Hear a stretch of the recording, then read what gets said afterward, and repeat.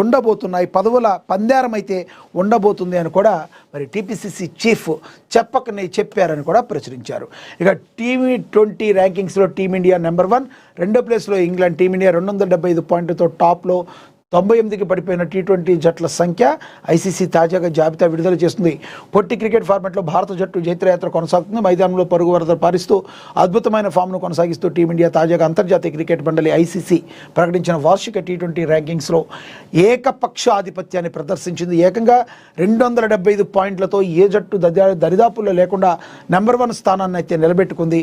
ఇటీవల 3వసారి T20 ప్రపంచ కప్ను ముద్దాడి team India చరిత్రనైతే సృష్టించింది అని కూడా ప్రచురించడం అయితే జరిగింది.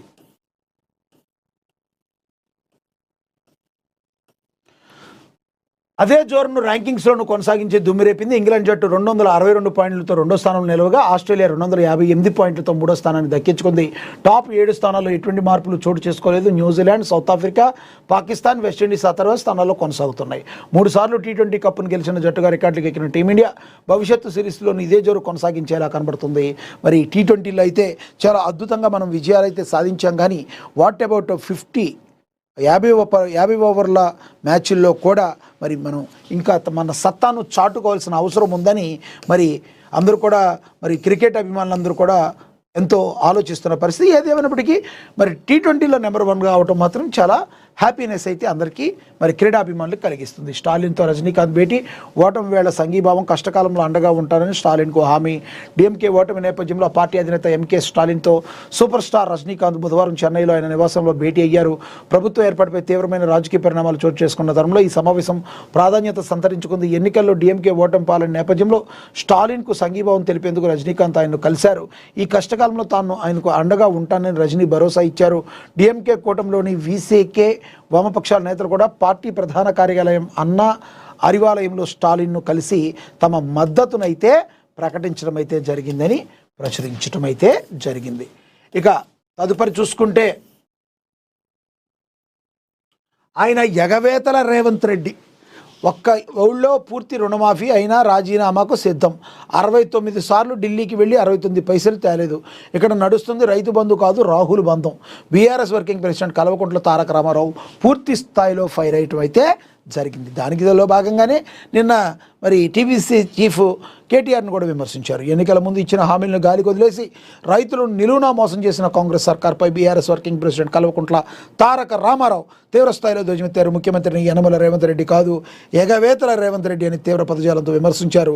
దమ్ముంటే తనతో ఏ ఊరికైనా రావాలని, కనీసం ఒక్క ఊర్లోనైనా 100% రైతులందరికీ రుణమాఫీ జరిగిందని నిరూపిస్తే తను తక్షణమే రాజకీయాల నుంచి రాజీనామా చేస్తానని కేటీఆర్ సంచలన సవాల్ విసిరారు.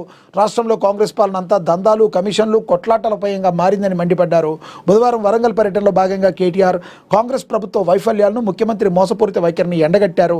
ఎన్నికలకు ముందు సరిగ్గా ఇదే వరంగల్ గడ్డపై వచ్చి ప్రసిద్ధ భద్రకాళి అమ్మవారి మీద ఒట్టు పెట్టి మరీ డిసెంబర్ 9 నాటికి ఏకకాలంలో 2 లక్షల రుణమాఫీ చేస్తానని రేవంత్ రెడ్డి ప్రగల్భాలు పలికారని కేటీఆర్ అయితే గుర్తు చేశారు. ఆయన యనమల రేవంత్ రెడ్డి కాదు, ఎగవేతల రేవంత్ రెడ్డి అని చెప్పి ఎద్దేవా చేయటం అయితే జరిగింది. ఇక అదేవిధంగా సాధారణ మహిళగా అర్ధరాత్రి ఐపీఎస్ సుమతి మరి మారువేషంలో మహిళ ఐపీఎస్ సాహసం చేశారు. 40 మంది వెక్కిలి పోకిరీలు ఆట అయితే కట్టించారు. నగర పొలిమేరలో అర్ధరాత్రి వేళ ఏం జరుగుతుందో సామాన్యుడికి రక్షణ ఉండాల్సిన కాకి నిఘా ఎక్కడ? మహిళలు ఒంటరిగా బయటకు రావాలంటే భయపడాల్సిన పరిస్థితులు ఇంకా ఎదుర్కొనాలి. ఎందుకు కొనసాగుతున్న ఈ ప్రశ్నలకు సమాధానం వెతకడానికి ఆ ఉన్నతాధికారిని ఏసీ గదులను వీడారు.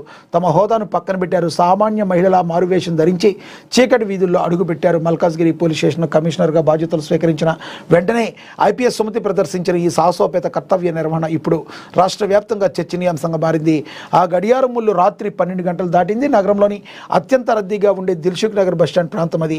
పగలు జన సందోహంతో కిటకిటలాడే ఆ ప్రాంతం అర్ధరాత్రి అయ్యేసరికి అసాంఘిక కార్యకలాపాలకు అడ్డాగా మారిందని సమాచారం అందుకున్న సుమతి స్వయంగా క్షేత్రస్థాయి పరిశీలకులకు సిద్ధమయ్యారు. ఎటువంటి భద్రతా సిబ్బంది లేకుండా గన్మెన్ల పహారా లేకుండా కేవలం ఒక సాదాసీదా సామాన్య మహిళ ఆమె బస్టాండ్లో నిలబడ్డారు. అక్కడ ఆమెకు ఎదురైన అనుభవాలు నాగరిక సమాజం తలదించుకునేలా ఉన్నాయి. ఆమె ఎవరో తెలియని కొందరు మృగాళ్ళు మత్తులో జోగుతున్న పోకిరిలో ఆమెను చుట్టుముట్టారు. రక్షణ కావించాల్సిన చోట రాక్షసంగా ప్రవర్తించారు. నీ రేటెంత అంటూ సభ్య సమాజం అసహించుకునేలా మరి వెకిలి ప్రశ్నలు వేశారు. అధికారిని గుండెల్లో ఆవేదన రగిలిన వ్యవస్థలోని లోపాలను పూర్తిగా పసిగట్టే వరకు ఆమె మౌనంగానే భరించాదు. దాదాపుగా 3 గంటల పాటు ఆమె అక్కడే గడిపారు. సుదీర్ఘ సమయంలో ఒక పెట్రోలింగ్ వాహనం కానీ నీడలా ఉండాల్సిన పోలీస్ కానిస్టేబుల్ కానీ అక్కడ కనిపించకపోవడం గమనార్హం. భద్రతా వ్యవస్థలో ఉన్న డొల్లతనాన్ని ఈ ఘటన కళ్లకు కట్టినట్లు చూపించారు. మరి ఇక అదేవిధంగా అక్కడ గుమ్ముగూడిన వారిలో ఎక్కువ మంది విద్యార్థులు, ఉద్యోగాల కోసం ప్రయత్నిస్తున్న యువత ఉండటం అత్యంత విచారకరం. వారు మద్యం గంజాయి మత్తులో తూలుతూ మృగాల కంటే హీనంగా ప్రవర్తిస్తున్న తీరు చూసి అధికారిని నివ్వెరపోయారు. తెల్లవారుజామున 3:30 గంటల సమయంలో ఒక బీట్ కానిస్టేబుల్ అక్కడికి చేరుకున్న తర్వాత అసలు కథ మొదలైంది. సాధారణ మహిళగా ఉన్న వ్యక్తి కమిషనర్ గుర్తించిన ఆ కానిస్టేబుల్ ఒక్కసారిగా నిశ్చేష్టుడయ్యాడు. వెంటనే సమాచారం అందుకున్న ఎస్ఐ అక్కడికి చేరుకుని సెల్యూట్ చేయడంతో అంతసేపు ఆమెను వేధించిన పోకిరీలు గుండెల్లో రైళ్లు పరిగెత్తాయి. వెంటనే స్పందించిన పోలీసులు దాదాపుగా 40 మంది అదుపులోకి తీసుకున్నారు. మత్తు దిగిన తర్వాత వారి ముఖాల్లో కనిపించిన భయం వారు చేసిన నేరానికి ప్రాయశ్చిత్తం కాదని భావించిన కమిషనర్ సుమతి వారికి గట్టి కౌన్సిలింగ్ ఇచ్చారు. చదువుకుని భవిష్యత్తు తీర్చిదిద్దుకోవాల్సిన వయసులో మత్తుకు బానిసలై మహిళల పట్ల అసభ్యంగా ప్రవర్తించే జీవితాలు ఎలా నాశనం అవుతాయో గట్టిగా హెచ్చరించారు. ఈ సంఘటన కేవలం నేరస్తులను పట్టుకోవడమే కాకుండా పోలీసు వ్యవస్థలో జవాబుదారీతనం ఎంత అవసరమో ఆమె చాటి చెప్పడం అయితే సుమతి చేశారు. మరి నిజంగా ఒక సాహసోపేత నిర్ణయం తీసుకున్నారని చెప్పి మనందరికీ కూడా దీన్ని బట్టి అర్థం అవుతుంది. ఇక కొత్తగూడెం అటవీ భూముల వివాదంపై సుప్రీంకోర్టు సంచలన తీర్పిచ్చింది.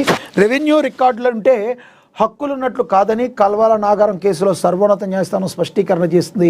600 ఎకరాల అటవీ భూమిగానే కొనసాగుతుందన్న ధర్మాసనం నిజాం కాలం నాటి నోటిఫికేషన్ ఫైనల్ అప్పీలుదారులకు సుప్రీంకోర్టులో మరి చొక్కెదురైందని కూడా మరి